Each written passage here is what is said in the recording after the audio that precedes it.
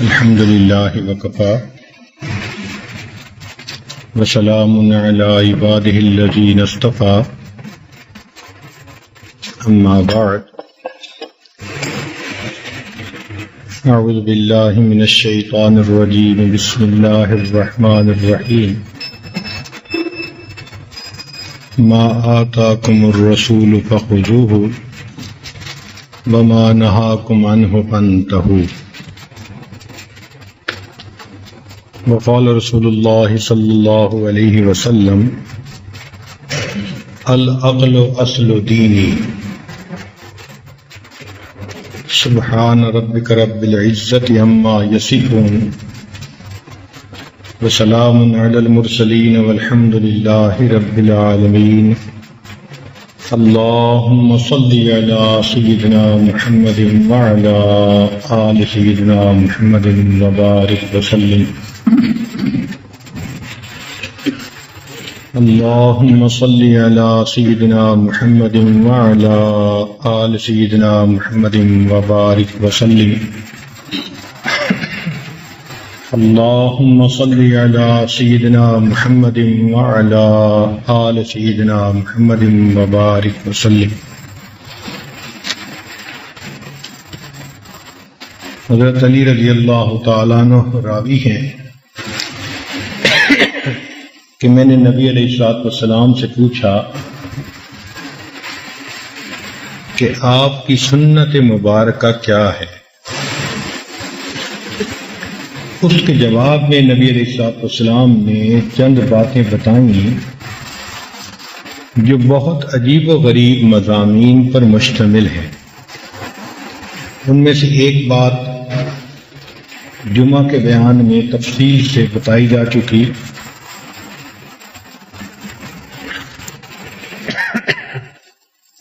کہ معرفت میرا اصل سرمایہ ہے، اور دوسری بات یہ فرمائی کہ والعقل اصل دینی، اور عقل میرے دین کی بنیاد اور جڑ ہے. یہود و نصارہ نے یہ عقیدہ بنا لیا کہ عقل کو دین کے ساتھ کوئی واسطہ ہی نہیں، کہ جو دین کی باتیں ہیں وہ عقل کو سمجھ میں آ ہی نہیں سکتی. اس لیے انہوں نے دینی زندگی کو اور اپنی ذاتی زندگی کو الگ کر دیا. جب وہ گرجے میں جاتے ہیں، اپنی عبادات کرتے ہیں، وہ کہتے ہیں کہ بس یہ جیسے ہمیں حکم ملا کرتے جاؤ، اور جب گھر آؤ تو اس دین کا گھر کے ساتھ کوئی تعلق نہیں ہے. اس لیے ان کی روزمرہ کی زندگی میں ان کے دین کا کوئی دخل نہیں ہے. حتیٰ کہ وہ تثلیث کا عقیدہ جو پڑھاتے ہیں نا کہ ان اللہ ثالث ثلاثہ، تو اپنے شاگردوں کو کہتے ہیں کہ تمہیں یہ بات سمجھ نہ بھی آئے تو کڑوا گھونٹ سمجھ کر اس کو پی لو. کہ حضرت عیسیٰ علیہ السلام اللہ کے بیٹے تھے، اور ساری انسانیت کے گناہوں کی طرف سے وہ قربانی دے کر چلے گئے. تو نصارہ نے کہا کہ عقل کو دین کے ساتھ کوئی تعلق نہیں، مگر دین اسلام نے آ کر یہ بات کھولی کہ عقل ایک نور ہے جس کے ذریعے انسان کو زندگی کے راستے پر چلنا آسان ہو جاتا ہے. اللہ تعالیٰ نے انسان کو 3 نعمتیں عطا فرمائی ہیں. ایک قلب، یہ جذبات کا مقام ہے، یہ سورس ہے ایموشنز کا. جتنے بھی جذبات ہوتے ہیں ان کا تعلق دل سے ہے. محبت کا جذبہ، نفرت کا جذبہ، بہادری کا جذبہ، بزدلی کا جذبہ، سخاوت کا جذبہ یا کنجوسی کا جذبہ، ان تمام جذبات کا تعلق انسان کے دل کے ساتھ ہے۔ اور دوسری نعمت دی انسان کو نفس والی، یہ نفس خواہشات کا سرچشمہ ہے۔ جتنی بھی خواہشات انسان کے اندر ہوتی ہیں وہ نفس سے پیدا ہوتی ہیں۔ یہ خواہشات اچھی بھی ہو سکتی ہیں، بری بھی۔ مثلا میں اللہ کا ولی بن جاؤں، یہ اچھی خواہش ہے۔ ساری دنیا مجھے پہچانے، یہ میں آنے کی وجہ سے ایک بری خواہش ہے۔ تو خواہشات اچھی یا بری، مگر ان کا تعلق انسان کے نفس کے ساتھ ہے۔ اور تیسری نعمت ہے انسان کو جو ملی، وہ عقل ہے۔ عقل یہ خیالات کا مقام ہے۔ جتنے بھی خیالات انسان کے جسم میں پیدا ہوتے ہیں وہ عقل میں پیدا ہوتے ہیں۔ عقل اس کا سرچشمہ ہے، بنیاد ہے۔ سوچ اچھی بھی ہوتی ہے اور سوچ بری بھی ہوتی ہے۔ چنانچہ عقل کا کام ہے خیال کے تانے بانے بننا۔ ایک خیال عقل کو دے دو، یہ اس پر پوری عمارت کو کھڑا کر دے گا۔ یہ اس پر پوری عمارت کو کھڑا کر دے گا۔ ایک خیال بس ذہن میں آنے کی بات ہے اور پوری کہانی بندہ خود سوچ لیا کرتا ہے۔ یہ عقل کا کرشمہ ہے۔ یہ تینوں نعمتیں ہیں، مگر آج ہم جس نعمت پر بات کریں گے وہ عقل ہے۔ چنانچہ حدیث پاک میں آتا ہے کہ اول ما خلق اللہ العقل، اللہ نے سب سے پہلے عقل کو پیدا کیا۔ ایک روایت میں آتا ہے کہ فرشتوں نے ایک دفعہ پوچھا، اے اللہ یہ عرش اتنا بڑا ہے، اتنا وزنی ہے، تو کیا اس عرش سے بھی کوئی چیز وزنی ہو سکتی ہے؟ تو فرمایا ہاں، عقل عرش سے بھی زیادہ وزنی ہے۔ یہ عقل عجیب نعمت ہے اللہ تعالیٰ کی۔ چنانچہ دین اسلام نے یہ سمجھایا کہ عقل کے ذریعے سے انسان دین کو آسانی سے سمجھ سکتا ہے۔ تو یہ کہنا جی کہ عقل کا دین کے ساتھ کوئی تعلق نہیں، یہ تو بے وقوفی کی بات ہے۔ یہ کہنا کہ جی آنکھ بند کر لو، نہیں، ایسی بات نہیں ہے۔ اس لیے دین اسلام نے آ کر کہا کہ کذالک نفصل الآیات لقوم یعقلون، یہ نشانیاں ہیں، آیات ہیں جن کو ہم تفصیل سے بیان کرتے ہیں اس قوم کے لیے جو عقل رکھتی ہے، جو عقل والے ہیں ان کے لیے۔ اور ایک جگہ فرمایا وما یعقلها الا العالمون، اور اس کی عقل سمجھ وہی رکھتے ہیں جو عالم ہوتے ہیں۔ یعنی علم اور عقل یہ لازم و ملزوم ہے، ان کا ایک دوسرے کے ساتھ چولی دامن کا ساتھ ہے۔ اسی لیے ایک جگہ فرمایا وَلَقَدْ تَرَكْنَا مِنْهَا آيَةً بَيِّنَةً لِقَوْمٍ يَعْقِلُونَ۔ چنانچہ دین اسلام نے بندے کو آنکھ کھولنے اور اللہ کی قدرتوں کو دیکھنے کا حکم دیا۔ چنانچہ ارشاد فرمایا أَفَلَمْ يَنْظُرُوا إِلَى السَّمَاءِ فَوْقَهُمْ، کیا یہ آسمان کی طرف نہیں دیکھتے اپنے اوپر؟ کیف بنیناها وزیناها وما لها من فروج، دیکھا؟ تو قرآن دعوت دے رہا ہے کہ کیوں تم آنکھیں کھول کر آسمان کو نہیں دیکھتے؟ یہ اللہ تعالی کی قدرت کا کرشمہ ہے جو تمہیں سامنے نظر آئے گا۔ اور ایک جگہ فرمایا اولا یرون، کیا یہ دیکھتے نہیں؟ ایک جگہ فرمایا الم تر، کیا تم نے نہیں دیکھا؟ تو ان سب چیزوں سے کیا معلوم ہوا کہ شریعت چاہتی ہے کہ تم آنکھ کھول کر اللہ تعالی کی قدرت کی نشانیوں کو دیکھو. تو شریعت نے آنکھیں بند کرنے کا حکم نہیں دیا، آنکھیں کھول کر ارد گرد جو اللہ تعالیٰ کی قدرت کی نشانیاں ہیں ان کو دیکھنے کا حکم دیا ہے. کیونکہ جب صاحب عقل انسان ان نشانیوں کو دیکھے گا تو اس پر اللہ رب العزت کی عظمت کھل جائے گی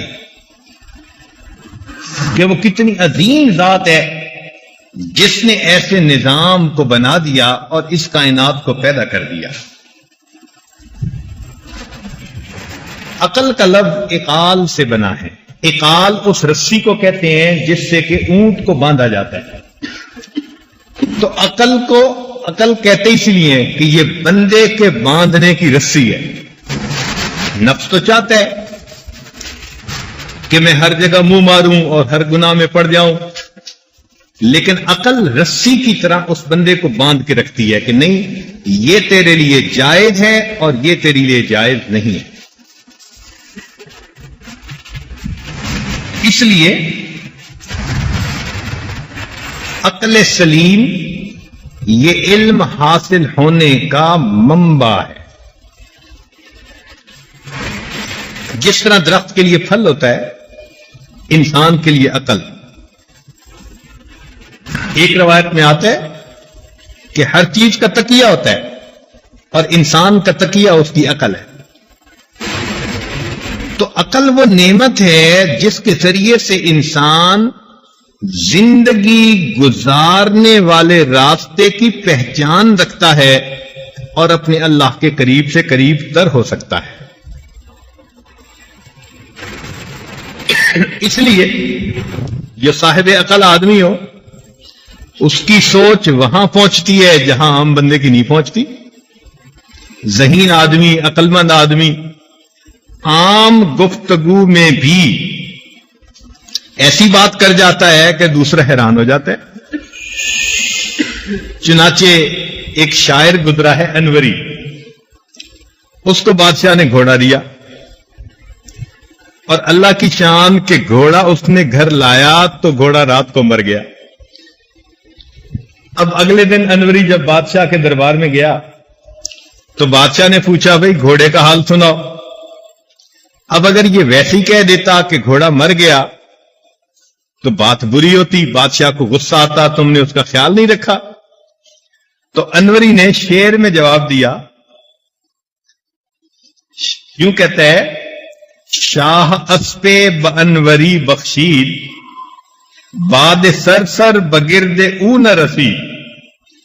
کہ بادشاہ نے انوری کو ایسا گھوڑا دیا کہ تیز ہوا بھی اس کی گرد کو نہیں پہنچتی.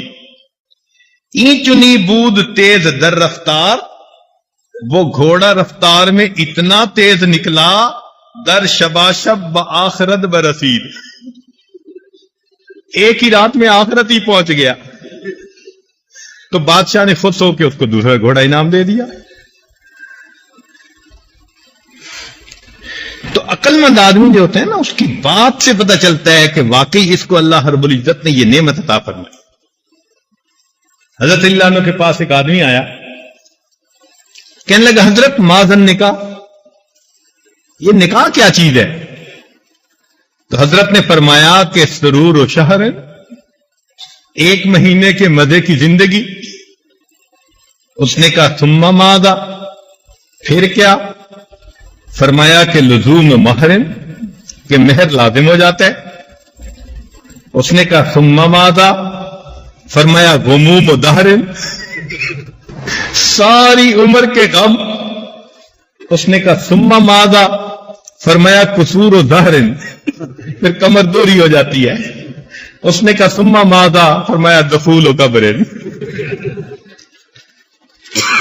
تو عقل عقل مند آدمی کی بات سے اندازہ ہوتا ہے کہ کتنی گہرائی ہے اس بندے کی بات میں.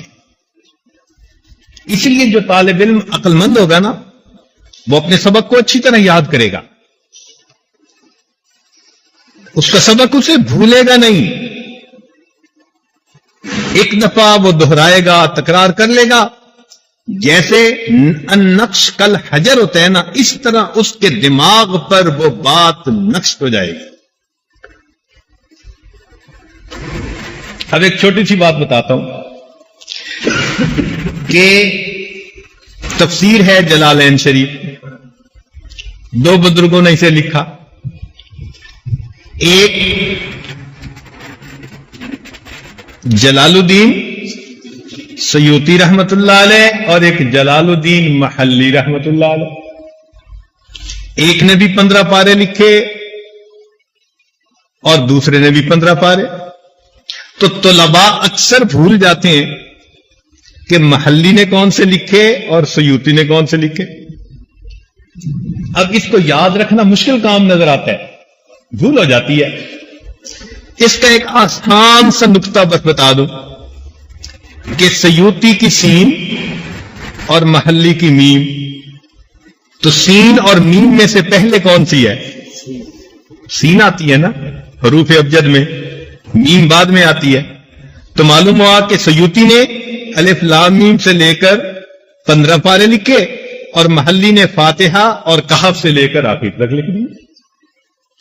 اب یہ دیکھو، اس کو عقل کہتے ہیں کہ ایک نقطہ ایسا نکال لیا کہ اس کے بعد آپ کو پوری زندگی یہ بات بھول نہیں سکتی.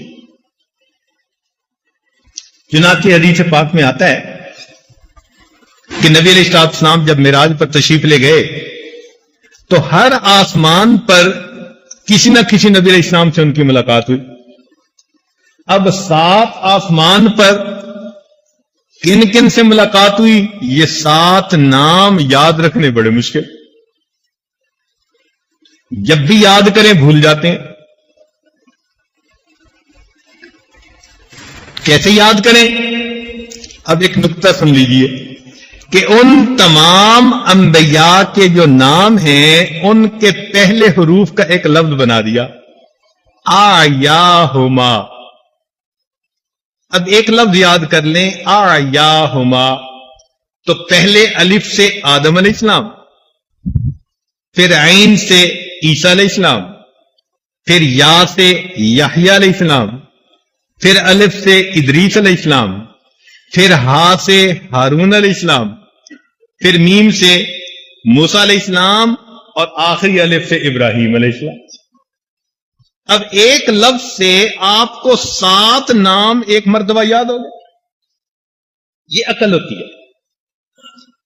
تو اچھے طالب علم کیا ہوتے ہیں کہ وہ بھی جو نکات ہوتے ہیں نا اپنے اسباق کے، ان کے ایسے لفظ بنا لیتے ہیں، اشارے بنا لیتے ہیں کہ پورا کا پورا سبق 1-2 لفظوں میں سمٹ کے آ جاتا ہے.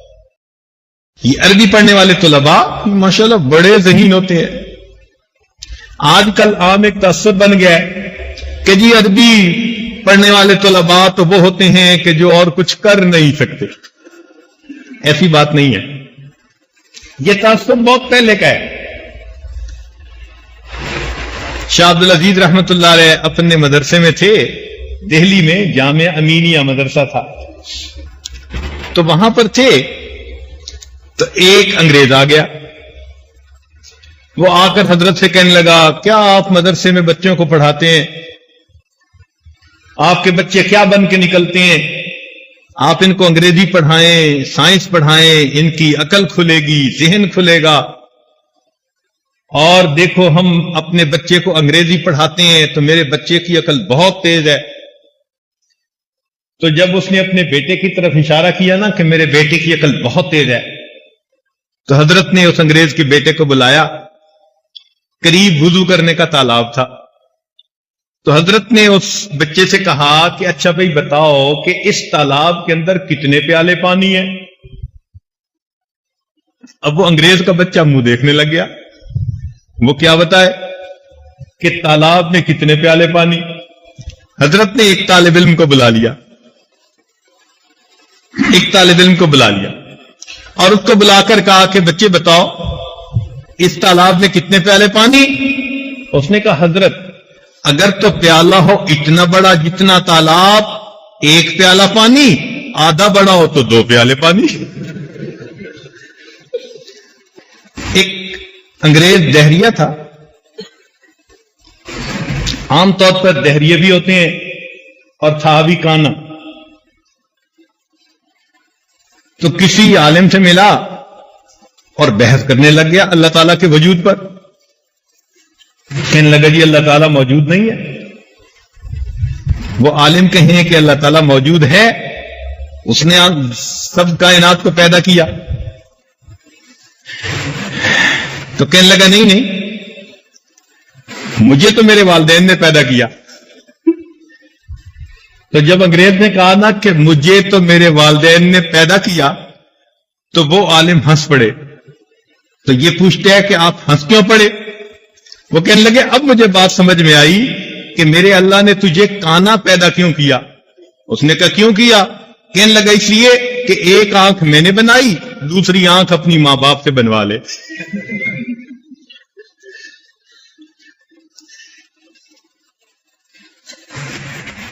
تو جو ذہین آدمی ہوتے ہیں نا، پھر بات چیت میں بھی سوال کا جواب وہی دے جاتا ہے۔ اسی طرح کا ایک واقعہ ہے کہ ایک انگریز آیا اور آ کے مدرسے کے استاد سے کہنے لگا یہ عربی پڑھنے والے یہ سارے کے سارے سر کیوں منڈواتے ہیں؟ تو وہ سمجھدار تھے، کہنے لگے اچھا یہ بتائیں یہ انگریزی پڑھنے والے سارے کے سارے داڑھی کیوں منڈواتے ہیں؟ اب اس کے پاس کوئی جواب نہیں۔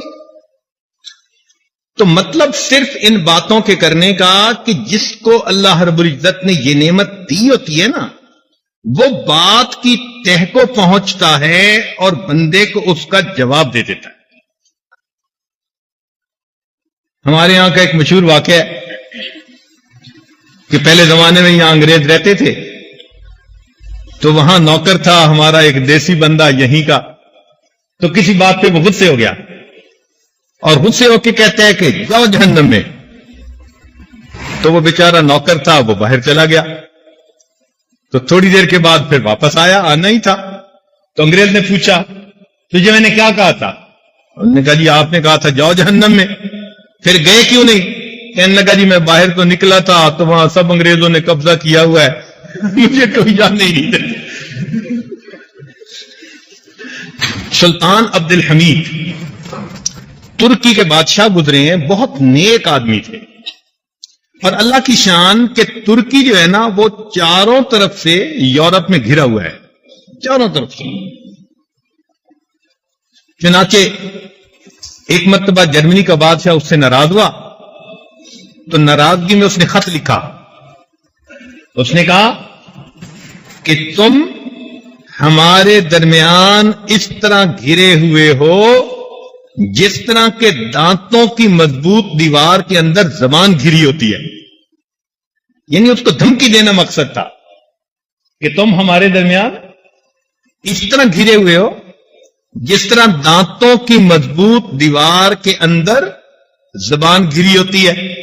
تو سلطان حبیب نے جواب دلوایا کہ جناب دانت ہمیشہ گر جایا کرتے ہیں، زبان کو کچھ نہیں ہوا کرتا۔ تو بندہ غور کرے تو ہوتا تو ایسے ہی ہے نا کہ وقت کے ساتھ ساتھ زبان تو کچھ نہیں ہوتا اور دانت تو پھر ٹوٹ ہی جاتے ہیں۔ تو جس کو اللہ رب العزت نے یہ نعمت دی ہو، چنانچہ ایک عالم تھے تو ان کو ایک انگریز کہنے لگا آؤ ہم تم ایک متفقہ بات پہ عمل کر لیں۔ اس نے کہا کیا؟ کہنے لگا کہ میں بھی عیسیٰ علیہ السلام کو مانتا ہوں، تم بھی عیسیٰ علیہ السلام کو مان لو، عیسائی بن جاؤ، بس ہم تم متفق ہو جائیں گے۔ اب یہ بات کتنی اس نے عجیب دی، لیکن وہ طالب علم ذرا سمجھدار تھا، کہنے لگا کہ متفق اس کو نہیں کہتے کہ تم عیسائی ہو اور میں بھی تمہارے ساتھ ہو جاؤں تو ہم 2 متفق ہوئے، تو 2 کی جگہ 3 متفق کیوں نہ ہو؟ اس نے کہا 3 کیسے؟ اس نے کہا دیکھو میں بھی نبی علیہ السلام کو مانتا ہوں، پیغمبر اپنا، اور تمہارے نبی علیہ السلام نے بھی ہمارے پیغمبر کو مانا، من بعد اسمہ احمد، تو انہوں نے بھی تسلیم کر لیا۔ اب تم بھی اگر مسلمان ہو جاؤ تو ہم تینوں ایک بات پر متفق ہو جائیں گے۔ سو دو کی بجائے تین متفق کیوں نہ ہو؟ تو جس کو اللہ رب العزت نے یہ نعمت دی ہوتی ہے وہ پھر آگے بات کا بھی جواب دے سکتے ہیں۔ یہ ایسے ہی ہے جیسے ایک انگریزی جان نے پوچھا تھا کہ بتاؤ آسمان پہ عرش پہ ستارے کتنے؟ تو طالب نے کہا کہ مجھے تو نہیں پتا۔ کہ خاک پڑھتے ہو، تمہیں عرش کے ستاروں کا نہیں پتا؟ اس نے کہا جی اچھا آپ بتائیں سمندر میں مچھلیاں کتنی ہیں؟ کہتے ہیں مجھے بھی نہیں پتا۔ اس نے کہا تمہیں فرش کا پتہ نہیں، تم عرش کی باتیں کرتے پھرتے ہو۔ اس عقل کو استعمال کرنے سے انسان اپنے علم سے فائدہ اٹھا سکتا ہے۔ چنانچہ شاہ جہاں کا ایک بیٹا تھا، شاہ جہاں کے بیٹوں کو پڑھانے کے لیے ایک استاد آتا تھا، سعد اللہ خان اس کا نام تھا، اور تھا طالب علم، غریب گھرانے کا تھا، بچوں کو اچھا پڑھاتا تھا، بچے بڑے خوش ہوتے تھے۔ چنانچہ بچوں نے اپنے والد کے سامنے تذکرہ کیا کہ ہمارا جو ٹیوشن پڑھانے والا ہے نا وہ بڑا ذہین اور اچھا ہے۔ تو بادشاہ نے اس کی چیکنگ کے لیے اس کو لائبریری کا انچارج بنا دیا کچھ دنوں کے لیے۔ جب جا کر دیکھا تو لائبریری بہت صاف ہے، ہر کتاب کے اوپر ریشمی غلاف چڑھا ہوا ہے اور بہت ہی عجیب منظر ہے۔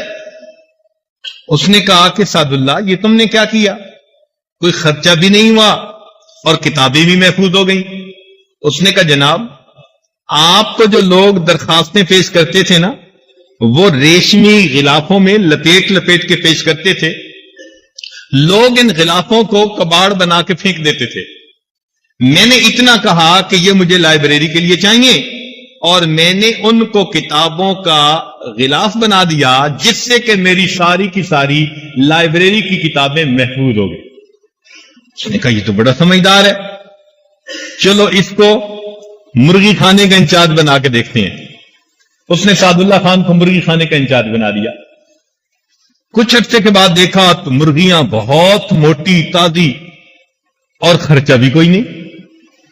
بادشاہ بڑا حیران کہ خرچہ بھی کوئی نہیں اور مرغیاں بھی موٹی تازی۔ سعد اللہ خان یہ کیا کیا؟ اس نے کہا بادشاہ سلامت، آپ کے دسترخوان پر اتنے مہمان آتے تھے کہ ان کے بچے ہوئے کھانے کو لوگ نالی میں بہا دیا کرتے تھے۔ میں نے صرف ان کو اتنا کہا کہ دسترخوان کا جو ٹکڑا بچا ہو، جو چیز بچے بس وہ محفوظ کر لی جائے۔ وہ ساری کی ساری خوراک اتنی تھی کہ آپ کے مرغی خانے کی ساری مرغیاں ہی اس پر پلتی رہی۔ بادشاہ پڑھا ہے نا، اچھا اتنا سمجھدار ہے۔ اللہ کی شان کہ اسی دن شاہ جہان کے خط ملا بادشاہ ایران کا۔ بادشاہ ایران نے خط لکھا تھا کہ تم اپنا نام بدلو اس لیے کہ تم شاہ ہند ہو، تم اپنے آپ کو شاہ جہاں کیوں لکھتے ہو؟ شاہ جہاں کا تو مطلب کہ تم ہمارے ملک کے بھی بادشاہ ہو۔ اگر تم نے نام نہ بدلا تو میں تمہارے ملک پہ چڑھائی کر دوں گا۔ اب شاہ جہاں بڑا پریشان کہ کروں تو کیا کروں۔ اس کے ذہن میں خیال آیا کہ وہ سعد اللہ جو ہے اس سے میں بات کرتا ہوں۔ چنانچہ سعد اللہ کو بلا کر کہا کہ دیکھو بھائی ایک مصیبت آ پڑی ہے۔ سعد اللہ نے اس کا جواب لکھوا دیا فارسی میں۔ جب بادشاہ کو ملا تو ایران کا بادشاہ بہت مطمئن ہو گیا۔ اب بادشاہ کو بڑی حیرانی ہوئی کہ بھئی اس نے جواب میں لکھا کیا ہے۔ تو اس نے سعد اللہ کو بلا کے پوچھا کہ سعد اللہ تم نے جواب میں کیا لکھا؟ اس نے کہا جناب میں نے جواب میں صرف اتنا لکھا کہ میرا نام شاہ جہاں ہے اور جہاں کے عدد اور ہند کے عدد اگر نکالے جائیں تو دونوں 59 بنتے ہیں۔ تو چونکہ میں شاہ ہند ہوں اور جتنے عدد ہند کے ہیں اتنے جہاں کے ہیں تو میں نے برابر ہند یعنی عدد والے لفظ کو استعمال کر لیا ہے اس لیے آپ کو گھبرانے کی کوئی ضرورت نہیں. یہ بادشاہ کو بات سمجھ آ گئی اور لڑائی کا خطرہ ٹل گیا.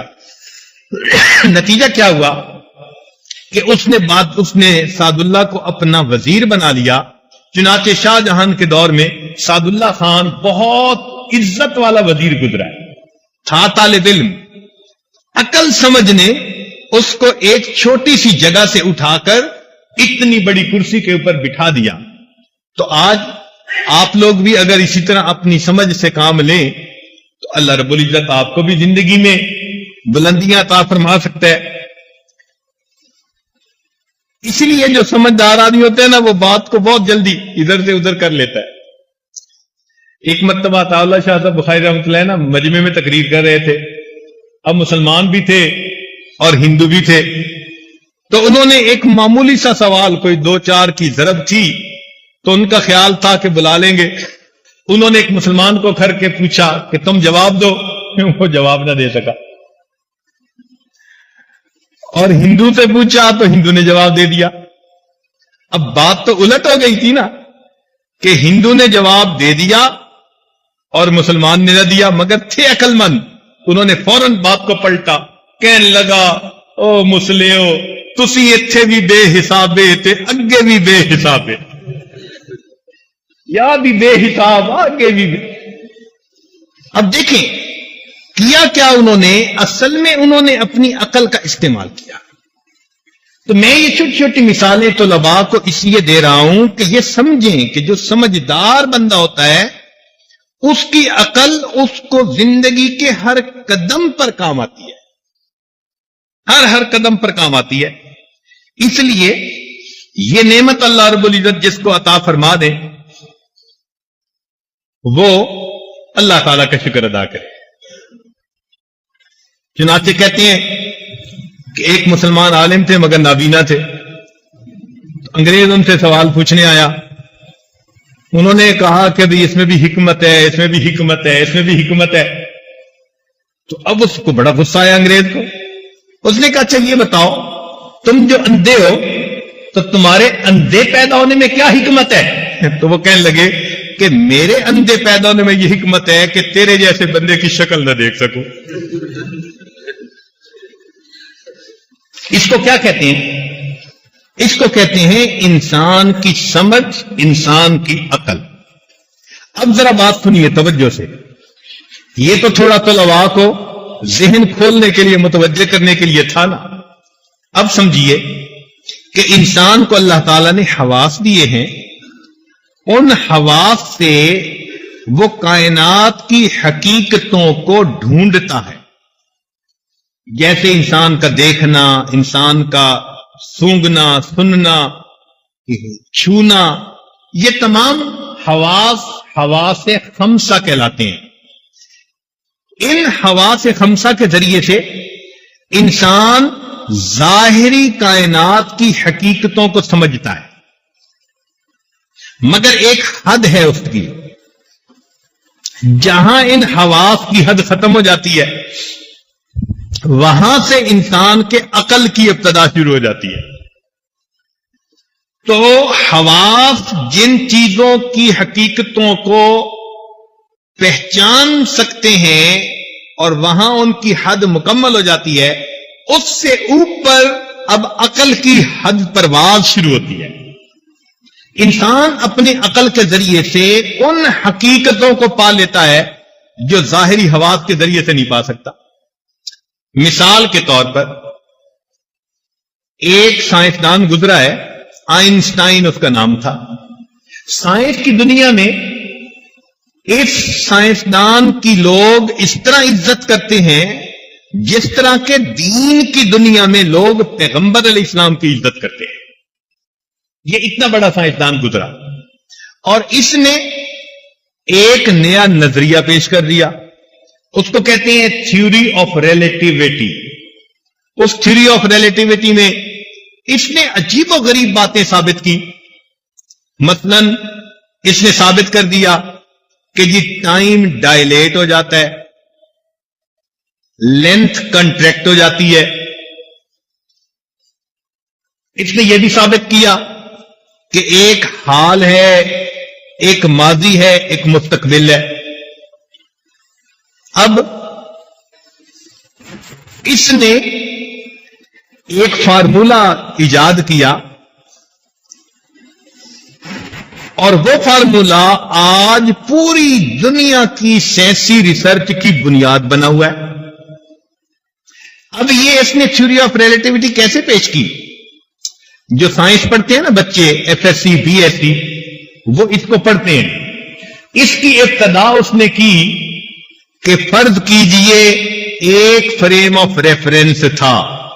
اب دیکھو کہ یہاں نہ نظر کی ضرورت، نہ سونگنے کی ضرورت، نہ سننے کی ضرورت، سوچ ہے کہ ایک فریم آف ریفرنس اے ہے اور دوسرا فریم آف ریفرنس بی ہے۔ سوچ سے کام شروع ہوا اور سوچتے سوچتے وہ ایک فارمولے تک پہنچ گیا، اور اس فارمولے کے ذریعے آج دنیا کے اندر پتہ نہیں کیا کیا بجلیاں بنائی جا رہی ہیں اور دنیا میں دریافتیں کی جا رہی ہیں۔ تو یہ جو سوچ تھی، اس نے ایک حقیقت کو ڈھونڈ نکالا۔ اس میں عقل کا ہی دخل ہے اور کسی چیز کا دخل نہیں۔ تو آپ یہ سمجھیے کہ یہ جو حواس خمسہ ہیں، ان کا بھی ایک دائرہ کار ہے، جہاں ختم ہو جاتا ہے اس سے آگے عقل کا دائرہ کار شروع ہو جاتا ہے۔ مگر عقل کا بھی ایک حد ہے، ایک مقام ہے۔ مثال کے طور پر میں آپ لوگوں سے اگر ایک سوال پوچھوں کہ آپ اپنے ذہن میں مجھے سوچ کر بتائیں کہ کائنات کی انتہا کہاں ہے، تو آپ اگر سوچیں گے نا کہ اتنا بڑا آسمان، تو آپ کی سوچ میں جائے گا اس سے آگے بھی کوئی خلا ہوگا۔ آپ کے دماغ کے اندر کائنات کی حد نہیں آ سکتی۔ جب دماغ اتنا چھوٹا کہ کائنات کی حدیں دماغ میں نہیں آ سکتی، تو کائنات بنانے والے کی ذات اس دماغ میں کیسے آ جائے؟ تو بات سمجھ آ گئی؟ دماغ کی بھی ایک حد ہے۔ چنانچہ یہ دماغ اگر تو صحیح سوچے تو پھر اللہ رب العزت کی حقیقتوں کو یہ ڈھونڈ نکالتا ہے، اور کبھی کبھی یہ دھوکہ بھی دے جاتا ہے۔ جیسے بندے کی نظر نہیں دھوکہ دے دیتی۔ آپ گاڑی چلا رہے ہو نا، تو گرمی کے موسم میں آپ کو سڑک کے اوپر پانی نظر آئے گا، اس کو سراب کہتے ہیں، انگلش میں اس کو الوژن کہتے ہیں۔ تو آنکھ کو دھوکہ لگتا ہے، نظر دیکھتی ہے، حقیقت ایسے نہیں ہوتی، یہ الوژن ہے۔ تو نظر بھی دھوکہ دے جاتی ہے۔ اسی طرح انسان کی عقل بھی اس کو دھوکہ دے جاتی ہے، خاص طور پر جب عقل پر شہوت کے اور غضب کے پردے پڑ جاتی ہیں، پھر عقل دھوکہ دیتی ہے۔ عقل کے لیے دو پردے ہیں، دھیان رکھنا طلباء، عزیز طلباء، عقل کے دو پردے ہیں جو عقل کو ڈھانپ دیتے ہیں، بالکل ختم کر کے رکھ دیتے ہیں۔ کون کون سی؟ ایک شہوت اور ایک غضب، غصہ۔ غصہ آتا ہے، عقل پہ پردہ پڑ گیا۔ شہوت غالب آئی، عقل پہ پردہ پڑ گیا۔ یہ دو عقل کے پردے ہیں، یہ عقل کو بالکل ڈھانپ کے رکھ دیتے ہیں۔ تو جب شہوت کے پردے عقل کو ڈھانپ لیں تو پھر انسان کی عقل اس کو الٹا راستہ دکھاتی ہے۔ چنانچہ آج جنہوں نے عقل کو امام بنایا ہوا ہے، کتنی باتوں میں وہ الٹے راستے پہ چل رہے ہیں۔ ایک ملک ہے، چنانچہ اس کے اندر تالیوں کے ساتھ بل پاس کیا گیا کہ جی مرد مرد کے ساتھ شادی کر سکتا ہے۔ اب خلاف فطرت ایک عمل ہے نا، لیکن ان کی عقل نے ان کو اتنا دھوکہ دیا کہ انہوں نے یہ قانون خوش ہو کے پاس کیا۔ دنیا میں ایک ایسا بھی فرقہ گزرا ہے کہ اس کے جو بانی تھا اس کا نام تو تھا عبد الرحمن، مگر حقیقت میں وہ تھا شیطان۔ چنانچہ اس نے عقیدہ اپنے لوگوں کو یہ دیا کہ بہن کے ساتھ نکاح کرنا جائز ہے، اور اس نے دلیل یہ دی کہ انسان کی طبیعت کو جتنا اس کی بہن سمجھ سکتی ہے اتنا کوئی دوسری عورت سمجھ نہیں سکتی، اس لیے بہن زیادہ موضوع ہے شادی کرنے کے لیے۔ اب اس کو عقل نے دھوکہ دیا، ایک طرف تو اس کو سب سے اچھی بہن نظر آئی کہ طبیعت کو جانتی ہے، مگر دوسری طرف حیا کو جڑ سے اکھاڑ کر پھینک دیا۔ اگر ماں اور بہن کے رشتے میں بھی شہوت غالب آ گئی تو دنیا سے حیا تو پھر رخصت ہو گئی۔ تو عقل نے اس کو دھوکہ دیا۔ تو یہ عقل کئی مرتبہ بندے کو دھوکہ بھی دیتی ہے، اس لیے ایک ہوتی ہے عقل سلیم، سلامت فہم رکھنے والی عقل، یہ اللہ تعالیٰ کی نعمت ہے۔ یہ جو عام لوگ ہوتے ہیں نا، جن کے اوپر شہوات غالب ہوتی ہیں، حرص غالب ہوتی ہے، کینہ، حسد، بغض، پتہ نہیں کیا کیا اندر ہوتا ہے، ان کی عقل سلیم نہیں ہوتی، ان کی عقل ان کو الٹی باتیں سکھاتی ہے۔ تو اب یہ نہ سمجھ لینا کہ جی عقل ایک نعمت ہے لہذا جو عقل کہے گی اسی پہ چلیں گے، نہیں، ہم عقل کے بندے نہیں، ہم خدا کے بندے ہیں۔ عمل کس پر کرنا ہے؟ شریعت کے حکموں پر، سمجھ میں آئے تو بھی اور سمجھ میں نہ آئے تو بھی۔ مگر یہ عجیب بات ہے کہ شریعت کے ہر عمل میں کوئی نہ کوئی حکمت ضرور ہوتی ہے، اس لیے شریعت کے ہر حکم کی کوئی نہ کوئی علت ہوتی ہے۔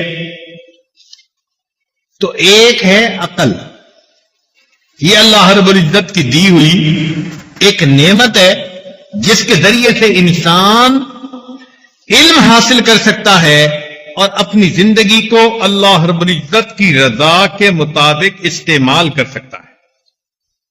اب عقل کی دو قسمیں ہیں، ذرا توجہ سے بات سنیے گا۔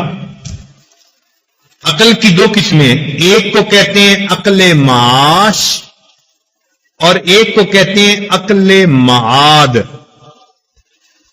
عقل معاش وہ عقل ہوتی ہے جو ہر چیز میں دنیا کے فائدے ڈھونڈ لیتی ہے، ہر بات میں دنیا کا فائدہ نکال لیتی ہے، ہر بات میں فائدہ ڈھونڈ لیتی ہے۔ یہ کیا کہلاتی ہے؟ عقل معاش کہلاتی ہے۔ کیا کہلاتی ہے بچوں؟ بولو ذرا۔ عقل معاش کہلاتی ہے۔ چنانچہ ایک صاحب تھے، وہ چینی کا بزنس کرتے تھے اور جتنے میں چینی خریدتے اتنے روپے من اتنے میں ہی بیچ دیا کرتے تھے اور روز کا لاکھ روپیہ کماتے تھے۔ اب لوگ بڑے حیران کہ یہ خدا کا بندہ 100 روپے من اگر خریدتا ہے تو 100 روپے من ہی بیچ دیتا ہے، پھر اس کو فائدہ کہاں سے؟ کچھ سمجھ نہیں آتی تھی۔ چنانچہ کسی نے پوچھا کہ بھئی آپ کو فائدہ کیسے ہوتا ہے؟ اس نے کہا جناب بات یہ ہے کہ میں روزانہ 10,000 بوریاں بیچتا ہوں اور میں جب خریدتا ہوں تو بوری میں اور جب بیچتا ہوں تو بوری کے بغیر، اسی قیمت پہ میں بیچ دیتا ہوں، بوری مجھے نفع میں، تو 10,000 بوری روزانہ بچتی ہے اور 10 روپے کی بوری بک جاتی ہے، 1,00,000 روپیہ بوریوں سے مجھے فائدہ ہو جاتا ہے۔ عقل معاش دیکھو، عقل نے وہاں سے بھی ڈھونڈ لیا اپنے فائدے کو جہاں سے عام آدمی فائدے کو نہیں ڈھونڈ سکتا۔ ایک ہوتی ہے عقل معاد، میم عین الف اور دال، معاد۔ یہ کون سی عقل ہوتی ہے؟ یہ عقل انبیاء کے پاس ہوتی ہے، اللہ نے ان کو یہ عقل دی ہوتی ہے، اور انبیاء کی اتباع کی وجہ سے اللہ تعالی ایمان والوں کو بھی یہ عقل معاد عطا فرما دیتے ہیں۔ یہ عقل معاد کیا ہوتی ہے؟ یہ ہر چیز میں سے آخرت کا پہلو نکال لیتے ہیں۔ دنیا کی بھی کوئی بات ہو تو اس دنیا کی بات میں سے بھی آخرت کا پہلو نکال لیں گے۔ اس کو کیا کہتے ہیں؟ عقل माद, ये औलिया को नसीब होती है। चुनाचे एक बुजुर्ग थे, वो जा रहे थे, अचानक जोर से अल्लाह अल्लाह अल्लाह कहने लग गए। जब उनकी तबीयत कुछ संभली तो किसी ने पूछा कि हजरत क्या हुआ? फरमाया देखो ये फल बेचने वाला क्या कहता है। उनका हजरत ये संगतरे बेचने वाला है और संगतरे बेचने की सदा लगा रहा है। वो कह रहा था ले लो संगतरे, चंगे संगतरे, चंगे संगतरे, वो सदा लगा रहा था और इन पे अल्लाह अल्लाह का जज्बा तारी हो गया। लोगों ने कहा हजरत संगतरे बेचने वाला। फरमाया नहीं नहीं नहीं, सुनो वो क्या कह रहा है। हजरत वो संगतरे बेच रहा है। फरमाया नहीं, वो बड़ी गहरी बात कर रहा है। हजरत कौन सी बात कर रहा है? फरमाया वो यूं कह रहा है चंगे संग तरे, जो चंगों के संग लग गए वो तर गए, जो नेकों के साथ लग गए वो पार हो गए, उनकी कश्ती किनारे लग गई। चंगे संग तरे। अब देखें आम आदमी को तो यूं लगा के फल बेच रहे हैं और इस लफ्ज को सुन के उनकी तवज्जो किधर गई? आखिरत की तरफ गई। ये अक्ले माद होती है कि जो दुनिया की चीजों में भी बंदे को अल्लाह की याद दिलाती है। और यह अकल किसको नसीब होती है? ये नसीब होती है अल्लाह वालों को। चुनांचे एक बुजुर्ग थे, गए दुकान से सौदा लेने और जब पैसे दिए तो दुकानदार ने कहा कि बाबा जी पैसे खोटे। तो बाबा जी तो रोने लग गए। दुकानदार ने कहा कि आप रोए नहीं, मैं आपको वैसे ही सौदा दे देता हूं। उनका नहीं नहीं मुझे सौदे की जरूरत नहीं। इतना रोए कि लोग है ना, किसी ने कहा कि बाबा जी इतना क्यों रो रहे हैं? अगर आपको वो सौदा नहीं देता तो पैसे हम अदा कर देते हैं, आप सौदा ले जाएं। वो कहने लगे बच्चों मैं इसलिए नहीं रो रहा कि सौदा नहीं मिलेगा, फिर रो क्यों रहे हैं? उन्होंने कहा रो इस बात से रहा हूं कि मेरे पास कुछ रकम थी, मैं उसे खरा समझता था, लेकिन जब मैं दुकानदार के पास आया, दुकानदार ने परख की ये खरे नहीं, ये पैसे खोटे हैं। मेरा ध्यान इधर गया, ओ बंदे आज अपने जिन अमलों को तुम खरा समझते हो, अगर क़यामत के दिन अल्लाह ताला ने फरमा दिया ये खोटे हैं, फिर तुम्हारा क्या बने? दुनिया में तो मैं और भी पैसे ले लूंगा, सौदा खरीद लूंगा, मगर आखिरत में जाके मैं कहीं और से तो अमल ला नहीं सकता। मुझे तो आखिरत याद आ गई। ये क्या कहलाती है? अक्ले माद कहलाती है कि दुनिया की बातों में से भी आखिरत की सोच निकाल लेना।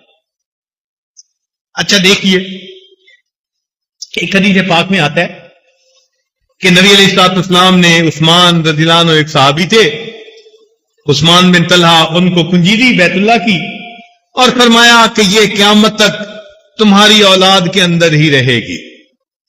अब ये हदीस आप भी सुन चुके होंगे, हमने भी पढ़ी और भी पढ़ते हैं, मगर हमारी सोच वहां नहीं पहुंची। हमारे अकाबिर में से एक बुजुर्ग थे, वो गए हज पर और वहां जाकर उन्होंने क्या किया कि वो जो कुंजी बरदार थे उनके साथ लगाई दोस्ती, मिलके गावा पीते थे और आपस में बैठ के बातचीत करते थे। चुनांचे जब खूब अच्छी दोस्ती हो गई और इधर इनका वापसी का वक्त हो गया, तो जुदा होने से पहले उसने कहा कि जी आप जा रहे हैं, मेरे जिम्मे अगर कोई खिदमत हो तो मैं करूं आपकी। तो उन्होंने उस वक्त एक तलवार उनको पेश की। तो वो जो कुंजी बरदार थे वो हैरान हुए, कहने लगे तलवार क्यों दे रहे हैं? कहने लगे इसलिए कि मैंने हदीस पाक में पढ़ा, नबी अलैहिस्सलाम ने फरमाया कि तुम्हारी नस्ल में क़यामत तक ये कुंजी रहेगी, लिहाजा آپ اپنے جو باقی چیزیں ہیں نسل میں چل رہی ان چیزوں میں کنجی کی طرح اس تلوار کو بھی شامل کر لیں. اس نے کہا کیوں؟ کہنے لگے اس لیے کہ جب امام مہدی آئیں گے تو بیت اللہ کے پاس ہی آ کر وہ بیعت لیں گے. تو جب وہ بیعت لیں گے تو جو آپ کا کنجی بردار اس وقت ہو وہ میری طرف سے امام مہدی کو یہ تلوار ہدیہ میں پیش کر. یہ عقل ماد ہے. وہاں جا پہنچی جہاں عام بندے کا ذہن پہنچ نہیں سکتا. لیکن دنیا کا فائدہ نہیں دیکھا، آخرت کا فائدہ دیکھا. تو یہ عقل ماد ہمیں بھی چاہیے کہ ہم اللہ رب العزت سے مانگیں. یہ عقل ماد، عقل سلیم جس کو مل گئی، اللہ رب العزت کی بہت بڑی نعمت مل گئی. حدیث پاک میں آتا ہے کہ نبی علیہ السلام نے ایک موقع پر فرمایا کہ قبر میں منکر نکیر سوال پوچھنے آئیں گے. تو عمر لانو بیٹھے ہوئے تھے، کہنے لگے اے اللہ کے نبی، قبر میں جب سوال پوچھے جائیں گے عقل سلامت رہے گی یا عقل معاف ہو جائے گی؟ تو نبی علیہ السلام نے فرمایا کہ ہاں عقل تو سلامت ہوگی. تو عمر لانو خوش ہو کر کہنے لگے اے اللہ کے نبی پھر گھبرانے والی کوئی بات نہیں، اللہ رب العزت پھر ہمیں سوال کا جواب عطا فرما دے. عقل سلیم ایسی نعمت ہوتی ہے کہ اللہ تعالیٰ پھر اس دل میں صحیح بات کو ڈال دیا کرتے ہیں. یہ نعمت اللہ تعالیٰ ہمیں بھی عطا فرما دے. اللہ رب العزت ہمیں یہ نعمت عطا فرما دے. لہذا ہم نے عقل کا پجاری نہیں بننا، مگر عقل سے خالی بھی نہیں ہونا، عقل کا دشمن بھی نہیں بننا. عقل کا دشمن تو وہی بنے گا نا جو بے وقوف ہوگا. تو عزیز طلباء یہ ذہن میں رکھو کہ عقل اللہ تعالی کی دی ہوئی ایک نعمت ہے. ہم نے اس نعمت کو استعمال کر کے اللہ کی طرف جانے والے راستے کی پہچان کرنی ہے. بات سمجھ میں آ گئی؟ تو یہ تو میں نے عقل کے لفظ کو تھوڑا سا کھولا. اب حدیث کا ٹکڑا یہ ہے، توجہ کیجئے گا، ذرا مضمون ذرا آج کا مشکل ہوگا اور خشک بھی ہوگا، مگر امید ہے کہ طلباء اس بات کو ذرا سمجھنے کی کوشش کریں گے. نبی علیہ السلام نے کیا ارشاد فرمایا؟ فرمایا والعقل اصل دینی، کہ عقل میرے دین کی جڑ ہے. عقل میرے دین کی جڑ ہے. آپ بات سمجھ رہے ہیں نا؟ اب ذرا بات کو سمجھیے کہ اس میں گہرائی کتنی ہے. ذرا توجہ فرمائیے گا کہ دنیا میں دو طرح کے نظام ہیں. کتنے نظام ہیں؟ دو طرح کے. ایک وہ جس کا تعلق مادے سے ہے، مادے سے ہے. یہ انسان، یہ گرد انسان کے بنا ہوا اتنا بڑا نظام، یہ سارا مادی نظام ہے. ایک یہ نظام ہے. اور ایک نظام وہ ہے جو اللہ رب العزت کی طرف سے اس کے انبیاء لے کر آئے، جو قرآن کے ذریعے حدیث کے ذریعے ہمیں ملا. زندگی گزارنے کے وہ اصول اور ضابطے ملے. ایک وہ زندگی کا نظام ہے. تو دو طرح کے جہان ہیں. ایک کو تکوینی نظام کہتے ہیں اور دوسرے کو تشریعی نظام کہتے ہیں. شریعت سے کیا کہتے ہیں؟ تشریعی نظام سے کیا مراد؟ جو دین ملا قرآن حدیث کے ذریعے سے، جو زندگی گزارنے کا اللہ نے ہمیں جو ہے ایک طریقہ دیا، اس نظام کو تشریعی نظام کہتے ہیں. اور جو یہ پوری کائنات کے اندر دنیا میں نظر آ رہا ہے، اس کو کیا کہتے ہیں؟ تکوینی نظام کہتے ہیں. چنانچہ نظام چونکہ دو طرح کے ہیں تو علم بھی دو طرح کے. علماء نے لکھا العلم علمان، علم الابدان و علم الادیان. علم دو طرح کا ہوتا ہے. ایک علم کون سا ہوتا ہے؟ علم ابدان، بدن کا علم. یہ بھی بدن ہے، یہ دیوار، یہ مسجد، یہ بھی بدن ہے، گو کے مٹی گارے کا بنا ہے. یہ زمین بھی بدن ہے، یہ اوپر جتنا نظام نظر آ رہا ہے یہ سب بدن ہے. تو یہ علم الابدان کہلاتا ہے. مادی علم جتنا بھی ہے، جس کو آج سائنس کی دنیا ایکسپلور کر رہی ہے، انویسٹیگیٹ کر رہی ہے، ریسرچ کر رہی ہے، تو اس سارے علم کو کیا کہتے ہیں؟ علم الابدان. اور یہ جو دین ہے، جو قرآن کے ذریعے سے ملا، جو نبی علیہ السلام کے فرمان کے ذریعے سے ملا، اس کو کیا کہتے ہیں؟ علم الادیان. یہ دین کا علم ہے، یہ تکوینی نظام کا علم ہے. تو علم کتنے ہوئے؟ دو طرح کے ہوئے. ایک تکوینی نظام کا علم اور ایک تشریعی نظام کا علم. یہ بات سمجھ آ گئی؟ اب ذرا ایک بات بتائیے، یہ جو تکوینی نظام کا علم ہے، اس کو کون لوگ جو ہے وہ ڈھونڈ رہے ہیں؟ دنیا کے سائنسدان. کون ڈھونڈ رہے ہیں؟ کون ڈھونڈ رہے ہیں؟ دنیا کے سائنسدان. وہ کیسے؟ وہ اس لیے کہ یہ سارا نظام جو اللہ نے بنایا، یہ کچھ اصول و کلیات پہ چل رہا ہے، یہ بے اصولی سے نہیں چل رہا.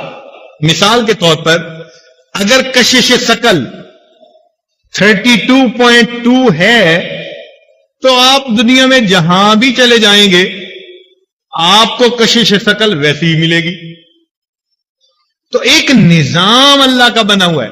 ایسا نہیں ہوتا کہ یہاں تو لوہا سخت ہو اور کسی اور ملک میں لوہا پلاسٹک کی طرح نرم ہو. نہیں، لوہا اگر اس گریڈ کا ہے تو جیسے اس دنیا میں اس جگہ پر اس کی سٹرینتھ ہے، وہی سٹرینتھ دنیا کے ہر کونے میں ہوگی. تو معلوم ہوا کہ یہ جو ظاہری نظام ہے یہ تکوینی نظام کہلاتا ہے، اور اس کے اصول اور کلیات ہیں.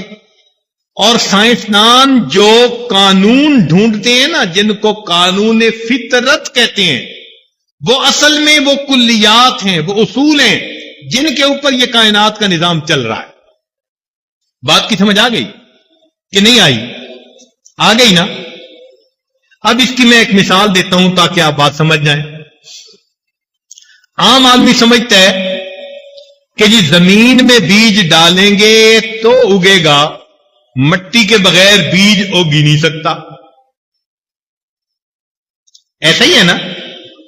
لیکن سائنسدانوں نے کیا کیا؟ سائنسدانوں نے ریسرچ کی کہ زمین کے اندر جب بیج اگتا ہے تو اس کو کس غذا کی ضرورت ہوتی ہے. انہوں نے اس غذا کو بھی ڈھونڈ نکالا. جب ان کو پوری طرح پتہ چل گیا کہ اس کو اتنا درجہ حرارت چاہیے، اتنی نمی چاہیے، اتنا فلاں خوراک فلاں خوراک فلاں خوراک چاہیے، تو انہوں نے کیا کیا کہ اس خوراک کو پانی میں ڈال دیا اور بیج کو پانی میں رکھ دیا اور اس نے پانی میں اگنا شروع کر دیا. چنانچہ دنیا میں نے ایسی جگہ بھی فصل ہوتے دیکھی کہ جہاں پودے کی جڑیں نظر آتی ہیں، پودے کی جڑیں نظر آتی ہیں، پودے کو باندھا ہوا ہے لکڑی کے ساتھ اور اس کی جڑوں کے قریب سے پانی گزر رہا ہے اور پتھر پڑے ہوئے ہیں، اور پتھروں کی نمی سے اور اس پانی کے اندر جو نیوٹریشن ہے وہ پودا لے رہا ہے اور پودا بہت بہترین فصل دے رہا ہے. اب ہم حیران ہو گئے، یا اللہ ہم سنتے تھے کہ زمین سے فصل نکل سکتی ہے، زمین کے علاوہ نہیں نکلتی، اور وہاں انہوں نے پتھر رکھے ہوئے تھے. ایک اور جگہ گئے، وہاں پلاسٹک کے لفافے میں لکڑی کا برادہ ڈالا اور برادے کے اندر پانی کے ساتھ اس کی خوراک ڈال دی اور لکڑی کے برادے کے اندر پودا اگ رہا تھا. واہ جی واہ. یہ کیا وجہ ہے بھائی؟ کیوں وہاں اگ رہا ہے؟ اس لیے کہ سائنسدانوں نے اللہ کے بنائے ہوئے اس نظام کو سمجھا اور اصول اور کلیات قوانین کو سمجھ کر उन कवानीन को दूसरी जगह जब उन्होंने लागू किया तो वही नताइज उनको भी नजर आ गए। तो साइंसदान क्या करते हैं? साइंसदान ये करते हैं कि दुनिया के अंदर जो लॉ हैं, लॉ कहते हैं कानून फितरत को, जो कवानीन फितरत अमल कर रहे हैं उनको ढूंढ निकालते हैं और फिर उनको इस्तेमाल करके आगे फायदे हासिल करना शुरू कर देते हैं। चुनाचे हम एक जगह गए, वहां हवा में पौधे उगे हुए थे। अब हवा में पौधे कैसे उगे कि एक बड़ा सारा पाइप था और पाइप के अंदर हवा जाती थी और हवा के साथ पानी और नमकियात वो जाते थे और आगे जड़ें नजर आ रही थी, जड़ों को हवा लगती थी और उन जड़ों की वजह से ऊपर जो है पौधा उगाए और उसके ऊपर फल लगे हुए। तो साइंसदानों ने क्या किया? अल्लाह के बनाए हुए निजाम को समझा, जो कवानीन थे जब उनको समझ लिया तो उनको फिर इन्होंने इस्तेमाल करके और नए नए फायदे अपनी मर्जी के मुताबिक ढूंढ लिए। अब कोई बंदा कहे कि जी हमने नई चीज जो है ना ढूंढ निकाली, नहीं भाई, उसूल तो फितरत का ही है ना, और वो किसने बनाया? अल्लाह ने बनाया। हां, उस उसूल से हट के अगर कर दो तो हम जाने। मिसाल के तौर पे अल्लाह ताला ने पानी के जरिए से फसल को पैदा कर दिया। कुरान मजीद में भी फरमा दिया, वजअलना मिनल माइ कुल्ल शैइन हई, हमने हर चीज को पानी से जिंदगी बख्शी। तुम पानी के बगैर किसी चीज को जिंदा करके दिखाओ, काश्त करके दिखाओ, फिर बात बनेगी ना। तो साइंसदान क्या करते हैं, मेरी बात आप समझ रहे हैं? क्या करते हैं कि निजाम कायनात के अंदर जो कवानीन कुदरत, कवानीन फितरत लागू हैं, ये उनको समझने की कोशिश करते हैं। इसको रिसर्च कहते हैं, साइंसी रिसर्च कहते हैं। और जब वो उसको समझ लेते हैं तो फिर उसके मुताबिक वो और अपनी मर्जी से नई नई खेतियां नए नए तरीकों से उगा लेते हैं। मगर उसूल कौन सा काम कर रहा होता है? वही कानून फितरत पीछे काम कर रहा होता है। ये बात समझ गए कि नहीं समझे? इस इल्म को क्या कहेंगे? इल्मुल, इस निजाम को क्या कहेंगे?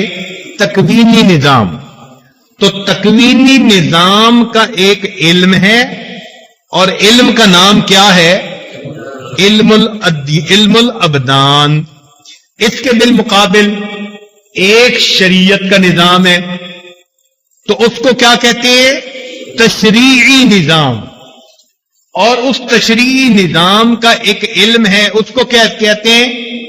इल्मुल अदियान कहते हैं, इल्मुल अदियान कहते हैं। अब जरा एक और मुश्किल बात समझने की कोशिश फरमाएं कि जैसे ये तकवीनी निजाम उसूलों के मुताबिक चल रहा है, इसमें उसूल हैं, कुल्लियात हैं, इसी तरह तशरीई निजाम के अंदर भी उसूल और कुल्लियात हैं। तशरीई निजाम के अंदर क्या है? उसूल और कुल्लियात है। जो फुकहा होती है ना, जिनको मुजतहिद कहते हैं, ये मुजतहिदीन वो हस्तियां होती हैं जो अल्लाह के इस दीन के इल्म में गोता जन होकर इसमें से उसूल और कुल्लियात को निकालते हैं और उनको यकजा कर देते हैं, और इनको मुजतहिद फी शरा कहा जाता है। क्या कहा जाता है? चुनाचे इमाम आजम अबू हनीफा रहमतुल्लाह अलैह का यही रुतबा और दर्जा है। उन्होंने अपनी तरफ से कुछ नहीं किया। क्या किया कि शरीयत का इल्म था, कुरान की शक्ल में, नबी इस्लाम के फरमान की शक्ल में, उन्होंने इस निजाम के अंदर गोता जन होकर यहां के जो कवानीन थे उनको निकाला और उन उसूल और कुल्लियात को उन्होंने इकट्ठा कर दिया और इस उसूल और कुल्लियात को मजहब कह दिया गया। چنانچہ ظاہری دنیا میں سائنسدان نے جو کام کیا کہ قوانین فطرت کو ڈھونڈ نکالا، وہی کام دین میں کس نے کیا؟ کس نے کیا؟ کس نے کیا؟ مجتہد نے کیا۔ کس نے کیا؟ مجتہد نے۔ یہ جو سائنسدان تھا یہ موجد کہلایا کہ اس نے نئی چیز ایجاد کر دی، اور یہ جو سائنسدان تھا دین کا، اس نے کیا کیا؟ اس نے اصول و کلیات کو نکالا، تو اس کو مجتہد کہا گیا۔ اس کو کیا کہا گیا؟ مجتہد کہا گیا۔ اچھا، جیسے اس سائنسدان کو پتہ چل گیا کہ یہ کلیہ ہے، اب اس کلیے کو استعمال کر کے اس نے جزیات نکالنی شروع کر دی۔ بات کی سمجھ آ گئی نا؟ اسی طرح جب اس مجتہد کو اللہ نے اصول عطا فرما دیے، تو ان اصولوں کو استعمال کر کے انہوں نے اس کی جزیات نکالنی شروع کر دی۔ تو موجد کلیات کو استعمال کر کے نئی چیزیں بنا لیتا ہے، اور مجتہد دین کے اصولوں کو استعمال کر کے نئے نئے مسائل کا حل نکال لیتا۔ یہ مجتہد ہیں، اور یہ کیا؟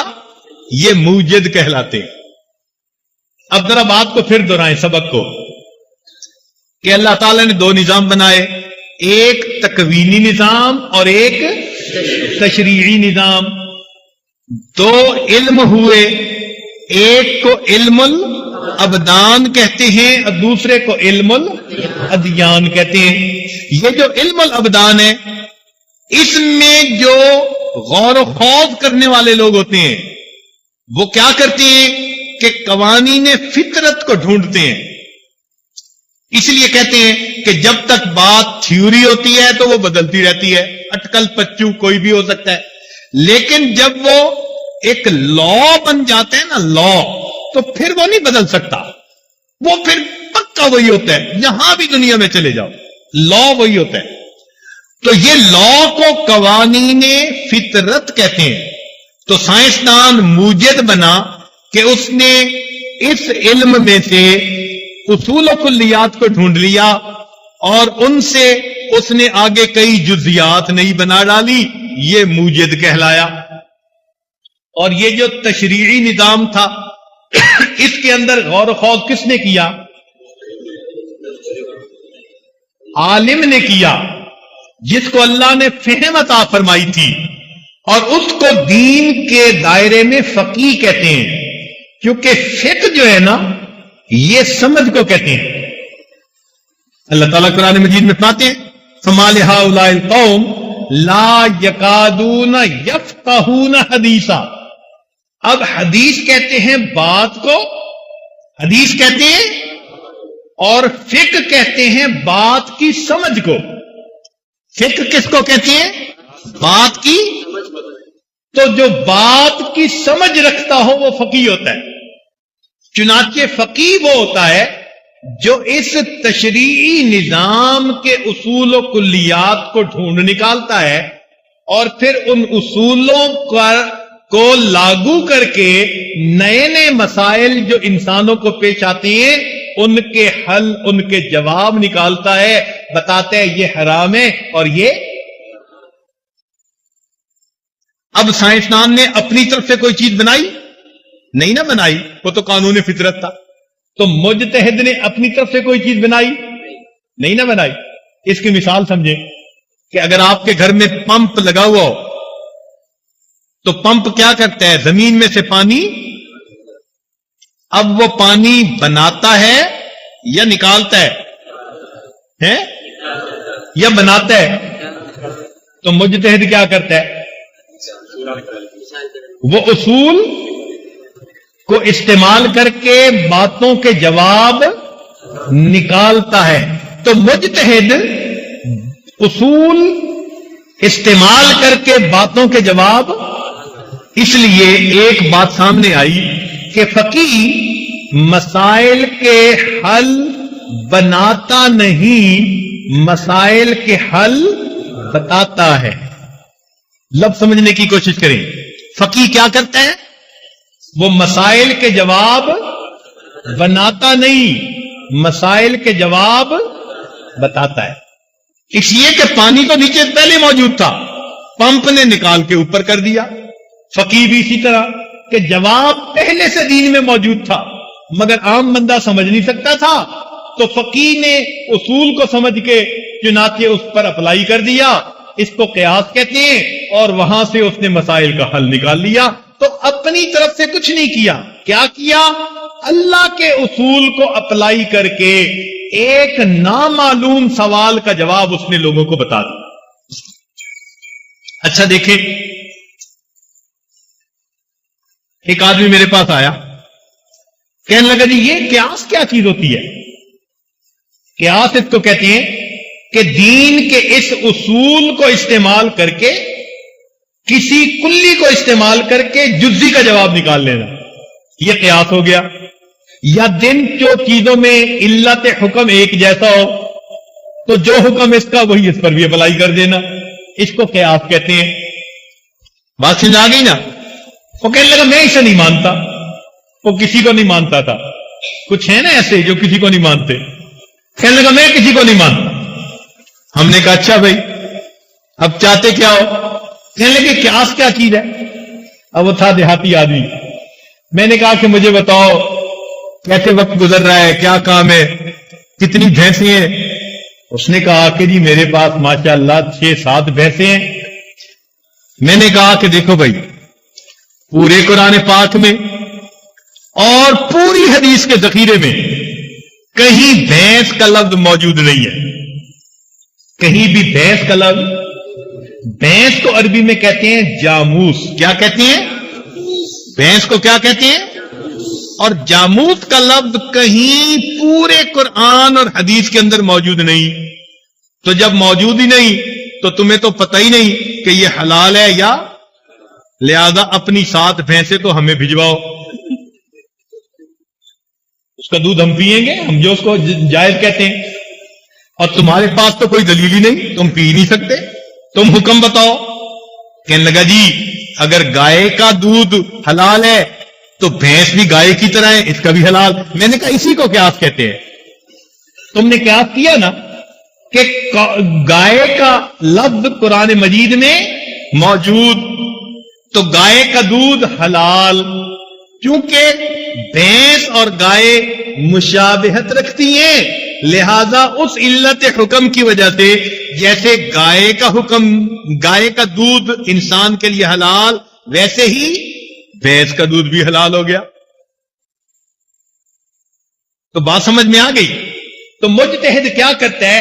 اپنی طرف سے کوئی مسئلہ نہیں بناتا، بلکہ اصول و کلیات کو سمجھ کر علت حکم کو دیکھتے ہوئے ایک حکم کو سامنے رکھ کر، اشباہ اور نظائر کو سامنے رکھ کر وہ وہی حکم دوسرے پر بھی لگا دیتا ہے کہ یہ حکم شریعت کا ہے اور یہ نئی ایک بات پیش آئی، یہ اسی طرح کی بات ہے، اس میں بھی وہی حکم پیش آ جائے گا. تو بات سمجھ گئے نا؟ تو آپ کو پتہ چل گیا کہ موجد کون ہوتا ہے اور مجتہد کون ہوتا ہے. بتا سکتے ہیں موجد کون ہوتا ہے؟ مادی علم پر محنت کر کے، ریسرچ کر کے، قوانین فطرت کو ڈھونڈ کر اور چیزوں پر استعمال کر کے نئی نئی چیزیں ایجاد کرنے والا بندہ، یہ کیا کہلاتا ہے؟ اور دین میں مجتہد کون کہلاتا ہے؟ کہ تشریعی نظام کا جو علم ہے، اس کی اصول و کلیات کو سمجھ کر پھر ان کو اپلائی کر کے نئی نئی مسائل کا جواب نکال لینا، یہ کام کس کا ہے؟ یہ مجتہد کا کام ہوتا ہے.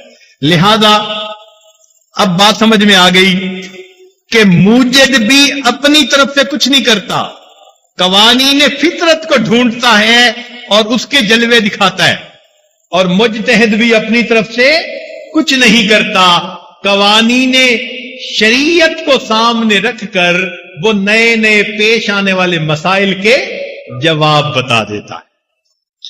اب اس سے اگلا پوائنٹ سمجھیے کہ یہ جو تکوینی نظام تھا، تکوینی نظام تھا، یہ کتنے عرصے میں بنا؟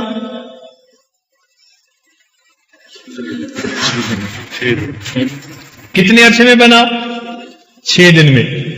یہ جو زمین و آسمان اللہ نے بنائی نا، فی 6 ایام، کتنے دن میں؟ کتنے دن میں؟ 6 دن میں. پکی بات ہے نا.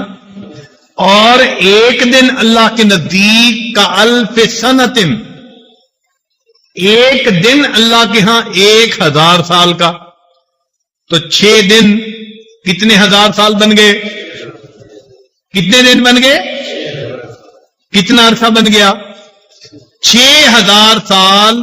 یوں سمجھ لے کہ زمین و آسمان بن گئے. اور یہ جو تشریعی نظام بنا، اس میں کتنا وقت لگا؟ حضرت آدم علیہ السلام سب سے پہلے اس کو لے کر آئے، اور نبی علیہ السلام سب سے آخر پر تشریف لائے.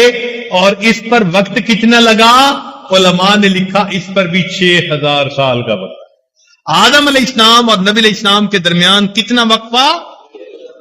6000 سال کا وقفہ علماء نے کتابوں میں لکھا ہے. تو 6000 سال میں تکوینی نظام، اور 6000 سال میں یہ تشریعی نظام. یہ بھی درجہ بدرجہ بنا، ایک ہی لمحے میں نہیں بن گیا. 2 دن میں زمین بنی نہ 2 دن میں زمین و آسمان بنے. اور زمین کے اندر جو برکتیں تھیں، فی 4 ایام، 4 دنوں میں اللہ نے برکتیں رکھ دی. تو تدریجن بنا. اور یہ تشریعی نظام بھی مثلا حضرت آدم علیہ السلام وہ دنیا میں علم الاسماء لے کر آئے. کیا لے کر آئے؟ علم الاسماء لے کر آئے. علم الاشیاء جسے کہتے ہیں. وَعَلَّمَ آدَمَ الْأَسْمَاءَ كُلَّهَا. چنانچہ انہوں نے زمین میں آ کے چیزوں کے نام رکھے. آج ہم چیزوں کے نام بولتے ہیں نا، یہ گندم ہے، یہ چاول ہے، تو آخر کسی نے نام رکھا ہوگا نا ہماری زبان میں. تو اسی طرح حضرت آدم علیہ السلام کی اپنی زبان تھی، عبرانی تھی. اس زبان میں انہوں نے نام رکھے ہوں گے نا. تو سب سے پہلے چیزوں کے نام کس نے رکھے؟ آدم علیہ السلام. یہ وہ علم لے کر دنیا میں آئے. پھر آدم علیہ السلام کے بعد حضرت ادریس علیہ السلام آئے. کچھ وقفے کے بعد وہ علم قلم لے کر آئے. کیا لے کر آئے؟ علم قلم. چنانچہ اس تاریخ انسانیت میں سب سے پہلے لکھنے کا عمل ادریس علیہ السلام نے کیا. اس سے پہلے بولتے تو تھے، لکھتے نہیں تھے. اب لکھنا بھی سمجھ میں آ گیا. تو لکھنے کا علم قلم کون لائے؟ ادریس علیہ السلام لائے. چلتی رہی انسانیت کی گاڑی. حضرت کے حتیٰ کہ حضرت نوح علیہ السلام آ گئے. حضرت نوح علیہ السلام اس کائنات میں سب سے پہلے حلال اور حرام کا علم لے کر آئے. حلال اور حرام کا، یعنی اجمالی علم پہلے تھا، اب ان کے آنے کے بعد اس میں تفصیل آ گئی. یہ تفصیل حرام اور حلال کی کب ملی؟ کب ملی؟ حضرت نوح علیہ السلام کے پاس. اسی لیے قرآن مجید میں فرمایا انا اوحینا الیک کما اوحینا الی نوح والنبی. دیکھو یہاں آدم علیہ السلام کا نام نہیں لیا گیا، اس لیے کہ شریعت کا پہلا ڈھانچہ کس پیغمبر کو ملا؟ حضرت نوح علیہ السلام کو. اس سے پہلے انسانیت اتنی ابتدائی حالت میں تھی کہ بس موٹی موٹی چند باتیں معلوم تھی، کوئی باقاعدہ نظام شریعت کا نہیں تھا. بات کی سمجھ آ گئی نا؟ اس کی مثال سمجھ لیں. مثال یہ ہے کہ جب بچہ پیدا ہوتا ہے نا، تو پہلے دن اس کو کپڑے کوئی نہیں پہناتا، بلکہ ایک کپڑے میں اس کو لپیٹ دیا جاتا ہے. اتنا چھوٹا وہ بچہ ہے کہ وہ قمیض شلوار پہن ہی نہیں سکتا، ایسے ہی اس کو کپڑے میں لپیٹ دیتے ہیں تاکہ اس کے اعضاء جو ہیں وہ چھپ جائیں. اب وہ ذرا بڑا ہوتا ہے، پھر اس کو اس کپڑے کے ساتھ کرتا پہنوانا شروع کر دیتے ہیں. پھر ذرا اور بڑا ہو جاتا ہے، اب اس کو ساتھ پاجامہ شلوار بھی پہنانی شروع کر دیتے ہیں. تو معلوم ہوا کہ پیدا ہونے کے کئی مہینے کے بعد جا کر اس کو باضابطہ کرتا شلوار پہننی نصیب ہوتی ہے. اسی طرح اس انسانیت کی شرعی پیدائش سمجھ لیجئے کہ آدم علیہ السلام کے وقت سے شروع ہو گئی، مگر انسانیت آگے تکمیل کو پہنچتی گئی.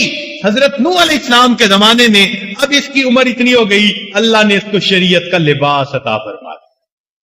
تو شریعت کا پہلا لباس کب ملا؟ نوح علیہ السلام کے زمانے میں. پھر اس علم کی تکمیل ہوتی گئی.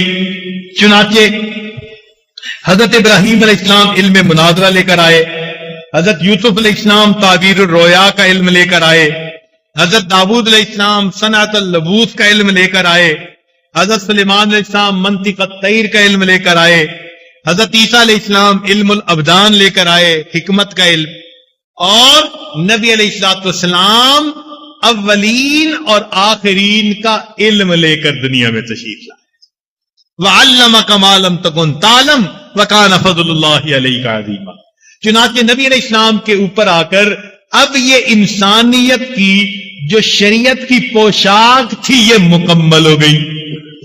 اچھا دیکھیے کہ جب بچہ بڑا ہوتا ہے نا تو اس کا لباس بھی بڑھتا چلا جاتا ہے. جو آج کپڑے بنوائے وہ سال بعد چھوٹے ہوتے ہیں، پھر اور کپڑے بنوانے پڑتے ہیں، اگلے سال اور کپڑے بنواؤ اور بنواؤ. لیکن جب 25-30 سال کی عمر ہو جاتی ہے تو بندے کا قد اتنا ہو جاتا ہے کہ اب اس کے لباس کا ایک سائز ہوتا ہے اور پھر مرنے تک وہی سائز چلتا چلا جاتا ہے. اب مثال کے طور پر میرے بازو کی ایک لمبائی ہے، اب یہ کبھی نہیں ہو سکتا کہ 5 سال کے بعد بازو کی لمبائی بڑھ جائے گی. ہڈیاں بڑھنی 27 سال کی عمر میں بند ہو جاتی ہیں، قد کاٹ ایک جگہ فکس ہو جاتا ہے. چنانچہ لمبائیاں فکس ہو گئیں. مجھے یاد ہے سالوں پہلے کبھی کسی دردی کو ایک ناپ دیا تھا اور اس کے بعد وہی ناپ بن رہا ہے اور ہم اسی لباس میں زندگی گزار رہے ہیں. اب شلوار کی ایک اونچائی ہے وہ فکس ہو چکی، اب وہ اونچائی قد کے لحاظ سے پکی ہے، ساری عمر اب وہی چلی گی. تو گویا لباس کا سائز باقی زندگی کے لیے وہی کافی. یوں سمجھ لیجئے کہ یہ انسانیت کی حیثیت ابتدا میں بچے کی سی تھی، وقت کے ساتھ ساتھ بڑی ہوتی گئی، اللہ تعالیٰ انبیاء بھیجتے گئے اور شریعت کے لباس پوشاک کو بدلتے گئے حتیٰ کہ نبی علیہ السلام کے زمانے میں یہ انسانیت اپنی بھرپور جوانی کی عمر کو پہنچ گئی تھی.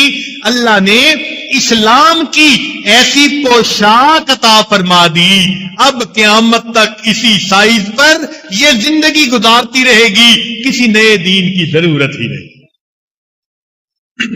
قیامت تک کے لیے یہی دین ہے. تو بات سمجھ آ گئی. تکوینی نظام کا جو علم رکھنے والا بندہ ہے اس کو ہم موجد کہتے ہیں، اور تشریعی نظام کا علم رکھنے والا بندہ اس کو کیا کہتے ہیں؟ کیا کہتے ہیں؟ مجتہد کہتے ہیں. مجتہد یہ کرتا ہے کہ اصول و کلیات کو ڈھونڈ کر اپلائی کرتا ہے اور مسائل کے نئے نئے جواب نکال کے دے دیتا ہے. اب ایک بات اور سنیے کہ جس طرح تکوینی نظام میں ایجاد ممکن ہے، ایجاد کیا ہوتی ہے کہ اصول کو استعمال کر کے نئی جزی کوئی بنا دینا، نئی چیز بنا دینا، اسی طرح شریعت کے اندر اجتہاد ممکن ہے. لہذا ایک اجتہاد تھا اصول کا، وہ ائمہ اربعہ کر گئے، اب اجتہاد رہ گیا فروع کا. چنانچہ وہ بعد میں کتنے 100 سال کے فقی آتے گئے اور وہ بھی اجتہاد کرتے گئے. امام ابو یوسف رحمۃ اللہ علیہ وہ مجتہد فی المسائل تھے، فی المذہب تھے. امام اعظم کیا تھے؟ مجتہد فی الشرع تھے. اور امام محمد امام یوسف یہ کیا تھے؟ मुजतहिद फिल मजहब थे। फिर उनके बाद और जो है मुजतहिदीन की एक जमात आई, सैकड़ों साल में वो मुजतहिदीन फिल मसाइल बन गए। तो जैसे ये भी एक सिलसिला अल्लाह के फजल से चल रहा है और नए नए अल्लाह की कुदरत की निशानियां खुल रही हैं, तो ये भी एक सिलसिला चल रहा है और नए नए मसाइल के जवाबात सामने आते चले जा रहे हैं। चुनाचे मुजद जो लोग होते हैं उनके दिमाग जमाने की जरूरतों के मुताबिक चलते हैं और मुजतहिदीन के दिमाग उनके जमाने के हालात के मसाइल के मुताबिक चलते हैं। जैसे हालात होते हैं वैसे मसाइल के जवाबात वो निकाल देते हैं, अपने जमाने के मसाइल के मुताबिक वो जवाबात को इकट्ठा कर देते हैं। चुनाचे मुजद क्या करता है कि वो जुजियात में गौर करते करते कुलिये तक पहुंचता है, फिर कुलिये को इस्तेमाल करके नई जुजियात निकालता है। और मुजतहिद भी यही करता है कि शरीयत पे गौर करते करते कुलियात तक पहुंचता है और फिर कुलियात को इस्तेमाल करके नई जुजियात को निकाल देता है। जिस तरह मादी और तकवीनी निजाम मुनज्जम और मुरत्तब है, इसी तरह ये तशरीई निजाम भी मुनज्जम और मुरत्तब है। लिहाजा दीन के भी कुछ उसूल हैं। एक उसूल ये है, अल्लाह ताला फरमाते हैं वमा जअला अलैकुम फिद्दीन मिन हरज, हमने तुम्हारे लिए दीन में हरज नहीं बनाया। चुनाचे नफी हरज ये एक उसूल है। पूरे दीन के अंदर आप हर बात में गौर करके देख लें, ये उसूल आपको कार फरमा नजर आएगा, नफी हरज नजर आएगी पूरे दीन में। तो जैसे ये मुनज्जम और मुरत्तब निजाम है, ये जो तशरीई निजाम है ये भी क्या, ये भी मुनज्जम और मुरत्तब निजाम है। लिहाजा जैसे इधर अकल इस्तेमाल होती है, ये कायनात की नई नई रिसर्च करने के लिए अकल इस्तेमाल होती है या नहीं होती? हर बंदा तो रिसर्च नहीं ना कर सकता। कौन करता है? जो बड़े दिमाग वाला होता है, बड़ा पीएचडी और बड़ा डॉक्टर और बड़ा फलां, वो जाकर रिसर्च कर सकता है। इसी तरह दीन के इस निजाम में भी वही रिसर्च कर सकता है जिसको अल्लाह ने बड़ा दिमाग दिया होता है और वो फिक़ही उसूल और कुल्लियात को सामने रखकर पेश आने वाले नए मसाइल का जवाब बताता रह जाता है। अब एक आखिरी बात सुन लीजिए, बात को मुकम्मल करता हूं कि ये पूरा निजाम जो तकवीनी है, ये अल्लाह ताला के जमाल का मुजहिर है। किसका मुजहिर है? अल्लाह के जमाल का मुजहिर है और उसके फेल का ज़हूर है। अल्लाह के फेल का ज़हूर है। किसका मुजहिर है? जमाल का, और फेली ज़हूर है। और तशरीई निजाम अल्लाह के कमाल का मुजहिर है और इसमें अल्लाह के इल्मी ज़हूर है।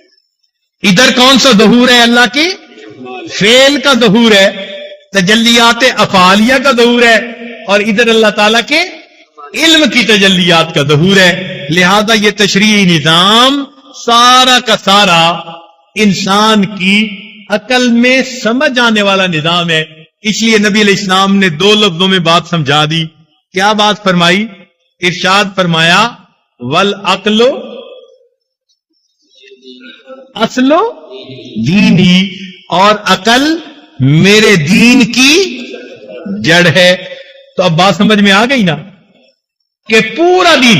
तो अब यहां से एक बात समझ में आ गई कि जो लोग दीन पढ़ते हैं ना, ये बड़े अकल वाले लोग होते हैं। तो ये जो बाद लोग कह लेते हैं कि जी इनमें अकल नहीं होती, समझ नहीं होती, उन बेचारों को दीन का पता ही नहीं होता, उन बेचारों ने दीन समझा ही नहीं होता।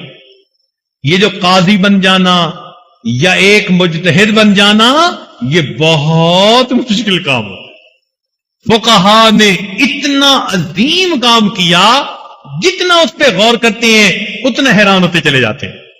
अब देखिए एक छोटी सी मिसाल, मैं बात समझा के अब मैं दुआ करवा देता हूं। मेरी बात असल में मुकम्मल हो गई कि नबी अलैहि सलाम ने क्या इरशाद फरमाया, अल अक्लो अस्लु दीनी, कि अकल मेरे दीन की जड़ है। तो अब मैंने जो आपको समझाया तो तशरीई निजाम की जड़ में आपको क्या नजर आएगी कि यह भी एक मुरत्तब निजाम है, मुनज्जम निजाम है। इसमें भी उसूल हैं, कुल्लियात हैं, उन उसूल कुल्लियात के मुताबिक जुज़ियात नई से नई उनके मसाइल आते चले जाते हैं। लिहाजा ये उलमा मन मर्जी के मसाइल नहीं बनाते, बल्कि अल्लाह की मर्जी को, मंशा को पहचान कर उसके मुताबिक जवाब बता देते हैं। यह बात समझ में आ गई? इसलिए कभी भी किसी मसले का जवाब खुद नहीं देना चाहिए। किसके पास भेजना चाहिए? मुफ्ती के पास। किसके पास भेजना चाहिए? कई दफा तालिब इल्म इस बात की एहतियात नहीं करते। हां, अगर तो मुफ्ती से सुना हुआ है तो फिर बता दो कि जी मैंने बड़ों से यह सुना है।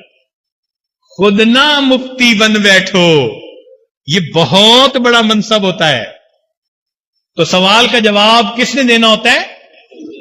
तो हत्तुल वसा ये, जब भी कोई बात पेश आए, मुताला है या नहीं, किसकी तरफ भेजो? किसकी तरफ भेजो? और अगर खुद बात पेश आए तो खुद मुफ्ती बन जाओ। खुद क्या करना है? खुद भी मुफ्ती से पूछना है। किससे पूछना है?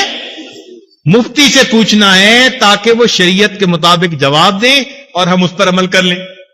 अब देखें कि ये हजरात कितनी गहरी नजर रखते हैं।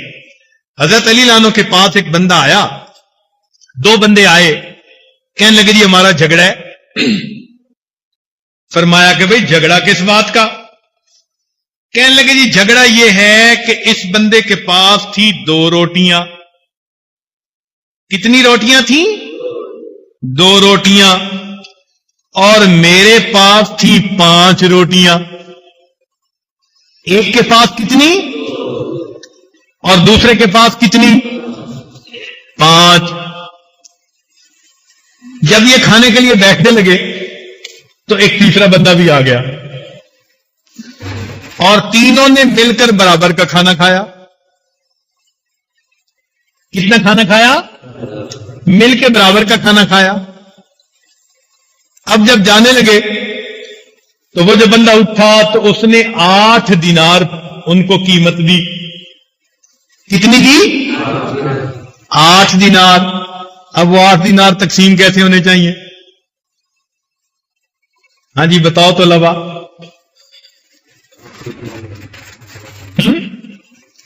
2 रोटी वाले को कितने मिले और 5 रोटी वाले को कितने मिले?